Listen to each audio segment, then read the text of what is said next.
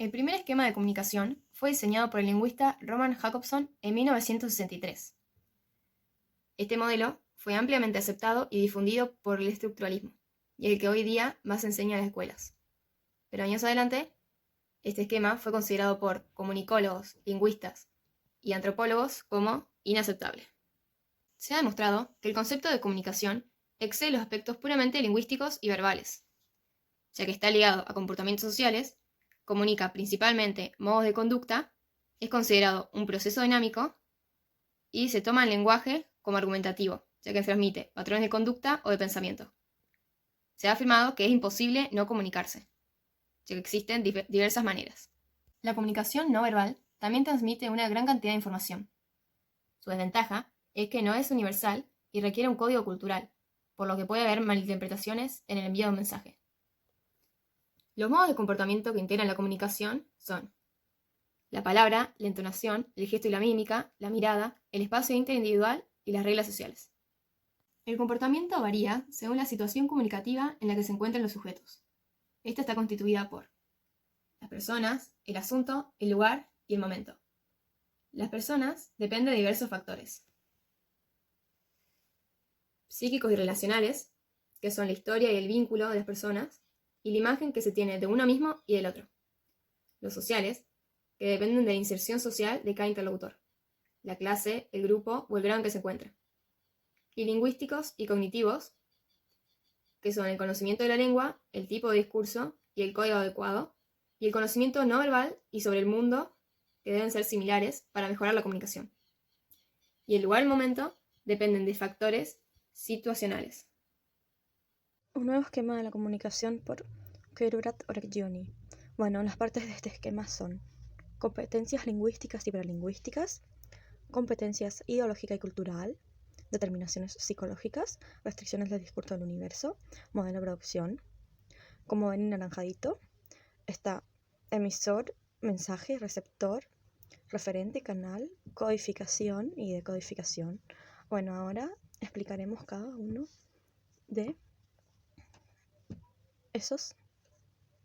esas partes del esquema. Bueno, las competencias lingüísticas y prelingüísticas incluyen la capacidad para armar enunciados según las reglas gramaticales y para interpretarlos, así como la capacidad de usar e interpretar la entonación. Competencias lingüística y cultural abarca lo que hemos denominado antes conocimiento del mundo. La palabra ideológica no alude a ideología política, sino al conjunto de creencias acerca del mundo.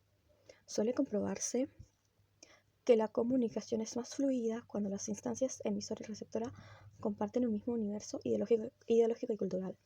Determinaciones psicológicas. Se refiere a las imágenes de sí mismo y de lo que tienen los que comunican, así como de su vínculo.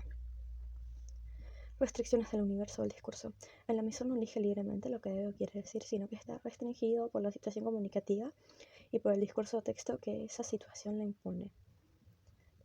Las características de los tipos del discurso o textos son como conocimientos que la instancia emisora necesita para ser eficaz y adecuada su comunicación.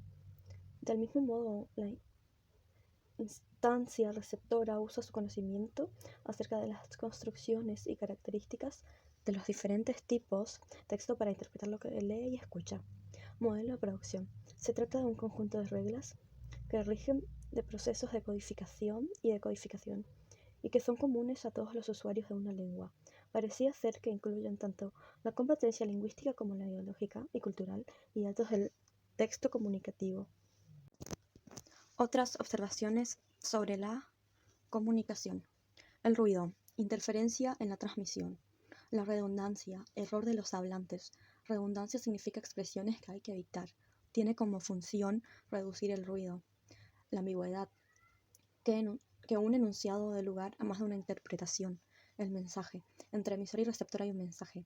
La lingüística contemporánea prefiere el término texto o discurso. El código, sistema de señales, funciona como códigos no lingüísticos. Decodificar sería identificar señales o signos y atribuirlos un significado, producción e interpretación menos mecanistas y más flexibles. Una lengua no se usa como código uniforme y unívoco. Funciones del lenguaje según Jacobson. Su modelo teórico dio origen a las funciones del lenguaje.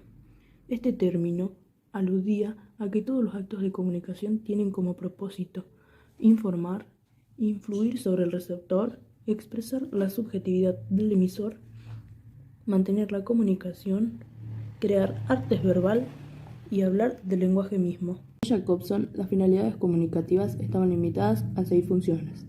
La principal función es la referencial, es la que enlaza los actos de comunicación con su contexto, o sea, con su referente. Los textos que se vinculizan son los científicos y los expositivos.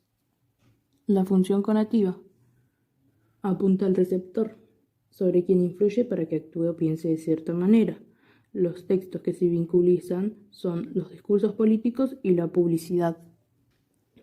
La función emotiva se centra en el emisor. Esta función está ligada al deseo o la necesidad de expresar. Aparece en cualquier texto cotidiano, como la conversación o carta familiar o íntima, donde siempre se manifiestan sentimientos, sensaciones o pensamientos.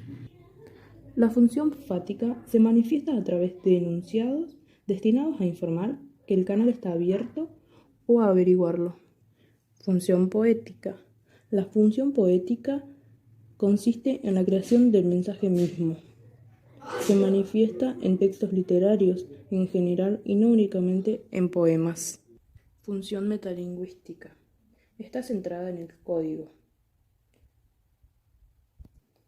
El lenguaje es el único código reflexivo que se vuelve sobre sí mismo, es decir, que habla de sí con el mismo código. Un ejemplo, el cine utiliza cierto código visual, pero para referirse a las imágenes emplea el lenguaje, no las imágenes mismas. Halliday establece funciones generales del lenguaje. Entre ellas se encuentra la función ideacional o conceptualizadora, que le permite al hablante expresar experiencias.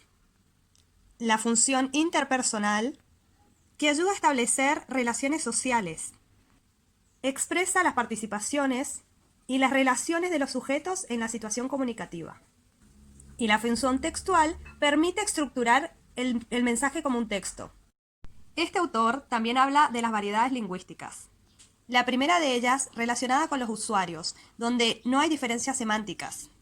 Incluye el idiolecto, idio, particular, único. El idiolecto incluye el dialecto, que depende de dónde viven los sujetos hablantes. El sociolecto, que depende de su ubicación geográfica.